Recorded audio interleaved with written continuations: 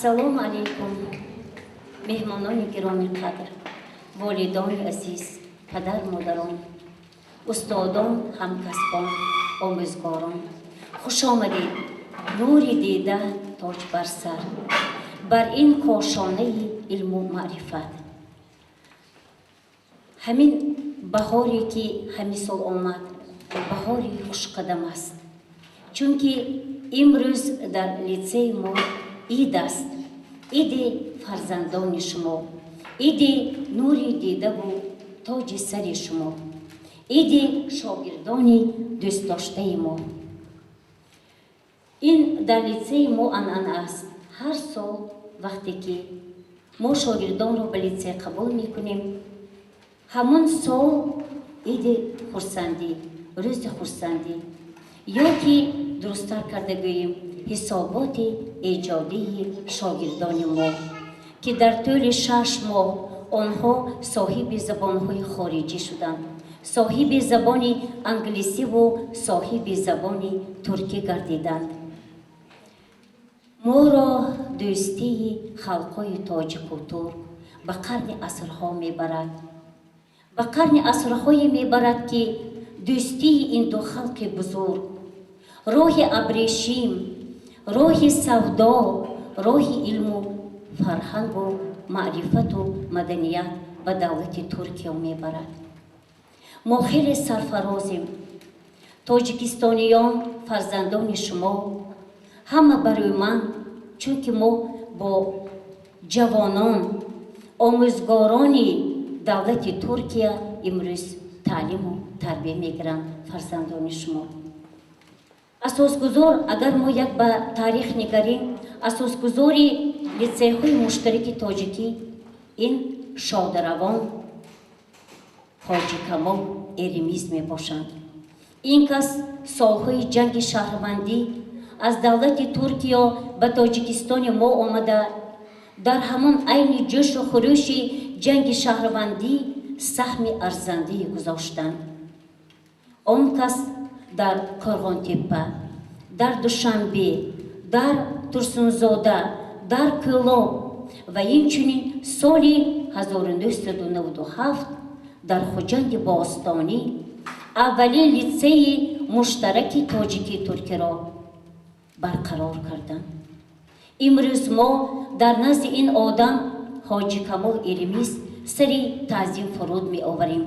این مرد سخاوت پیشه، سخاوتمند، با خیرات، نیک اندیش برای آینده تاجیکستانیان خدمت ارزنده کردند. سال 1997 من خودم در یاد دارم. 16 ماه سپتامبر ما قدم اولین خود را به لیسه گذاشتیم. همان وقت 45 نفر پسر بچگان تحصیل علم داشتند. همان روز باز تا امروز لیسه ما فعالیت دارد و این من فرزندان شما، گل پسرهای ما نصیبشان بوده است. از دولت شما، از دولت پدر و مادران در این عالم افسانوی لیسه ما تحصیل علم دارند.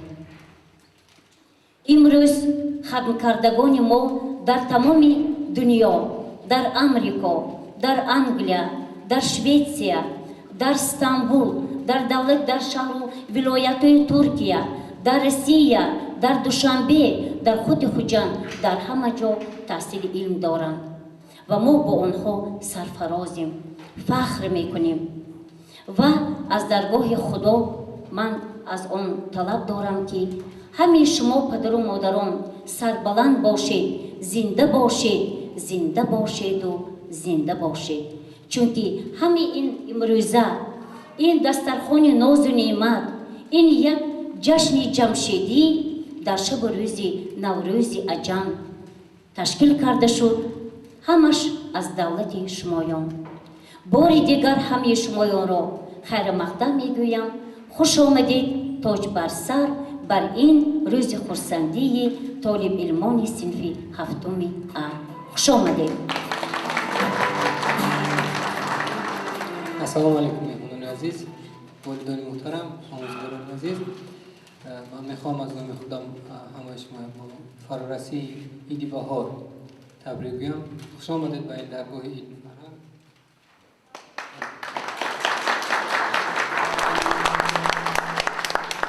Merhaba, benim adım Şahboz, soyadım Aşırı. Babamın adı Şukurlu. Babam 34 yaşındadır. Babam iş adamıdır. Ben babamı çok seviyorum. Hello, my name is Muhammad. My surname is Gaziv. My teacher's name is Usmanova. He is best teacher in the world. I love my teacher very much. Merhaba, benim adım Hüsran. Benim babamın adı Hukşe ve annemin adı Dilova. Benim babamın gardırobası başkanı. Ben babamın ve annemi çok seviyorum.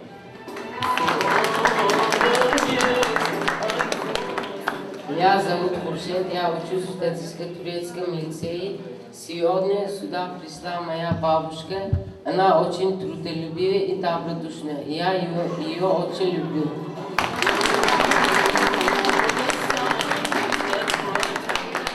Hello, my name is Sino. My surname is Orikul. My father's name is Sadruddin. He is 44 years old. He is hardworking and clever. I want to be like my father. I love my father very much. Like my father in future.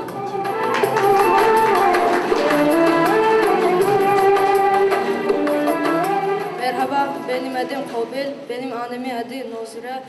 O 35 yaşında. O doktor. Ben annemi çok seviyorum. Sensiz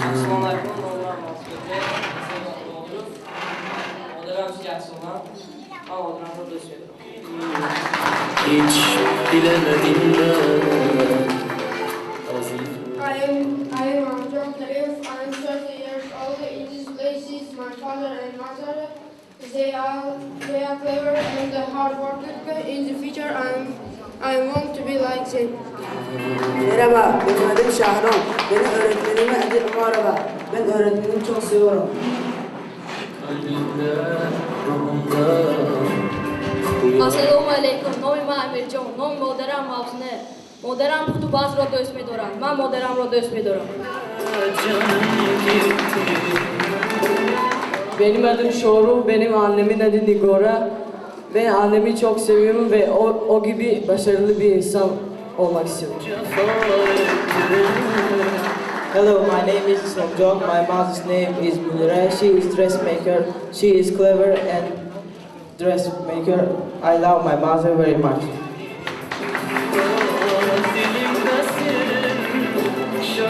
Merhaba, benim adım Ebilcan, soyadım Hakimov. Benim annemin adı Sayova. O 49 yaşında. Benim annem iş adamı ve başarılıdır. Ben annemi çok seviyorum. Hello, my name is Besot. My father's name is Boris. He is 49 years old. He is clever and hardworking. I like my father very much. Hello, my name is Dawlat. My surname is Kholboyev. My mother's name is Komla. She is 40 years old. I love her very much. Hello, my name is Messenger. My surname is Shrodboy. My mother's name is Mazra. I love my mother very much. Hello, my name is Abdullah. My name is Nazira. My parents' name is Mukarafon. Abdullah, they are clever and hardworking. They are the best parents in the world. I like them very much. Hello, my name is Ibrahim Bey. My father's name is Inamjo. I like my father very much because he's very hardworking and friendly. Hello, my name is Shorin Obidov. My teacher's name is Abror Hassanov. I love my teacher very much. Good morning, everyone. My name is Ulugh Beg. My surname is Umarov. In this place, my father is Otajon. I love my father very much because he is very clever and hardworking. Cared for me.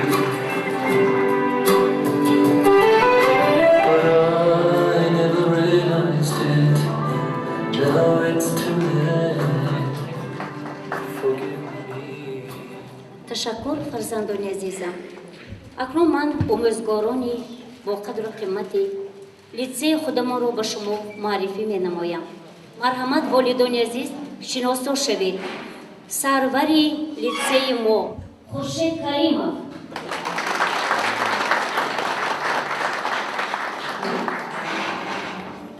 جانشین اولی مدیر باید با کارهای تعلیمی مقدمه بایمت دارد.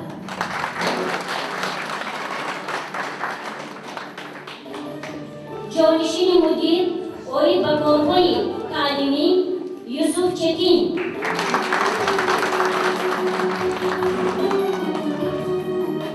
جانشین مدیر باید با خوابگاه و کارهای تعلیمی اسیم بلبل.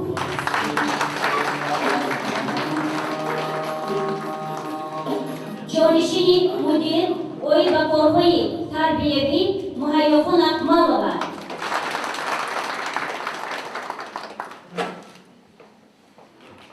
آموزگار فنی گئوگرافیا استادان مغفرت حکیمова.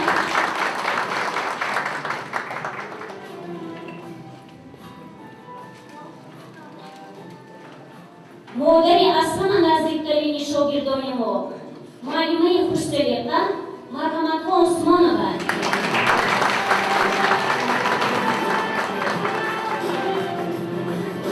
معلم جوان، معلم با استعداد، داننده زبان انگلیسی طاهرجان رفیبایف.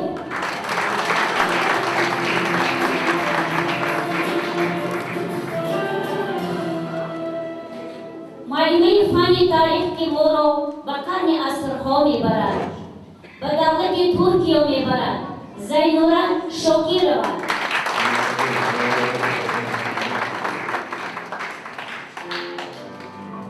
استاد زبان روسی معلمه مهربان و مشفق معلمه حمیدova گوهرخان.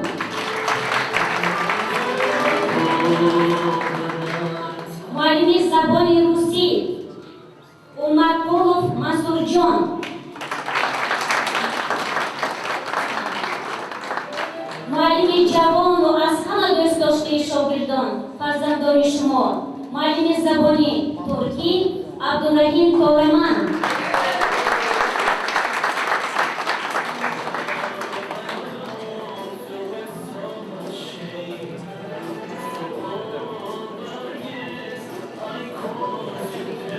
معلم فیزیکا داننده سحر فن فیزیکا بورابی.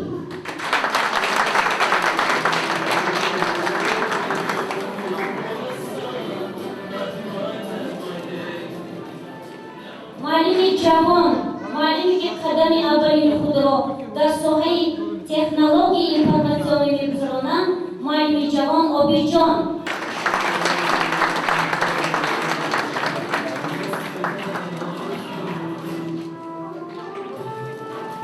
میگویم که ملت را از کتابش میشناسند. کتاب کشتی فکر است که ما را به سوی مراد میبرد.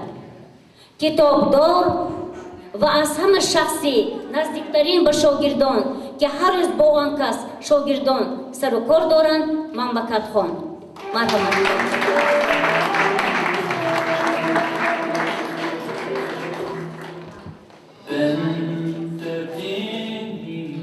راهبر صنف هفتم آموزگار جوان ابرارجان حسنov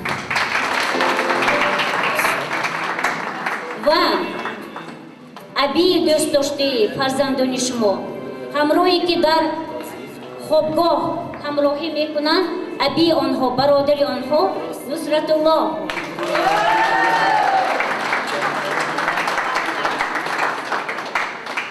و کمینه معلم عمرova.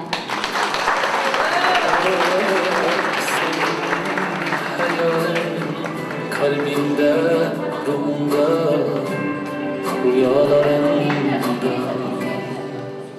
مرحبا و کاشانه علم و معرفت مرحبا.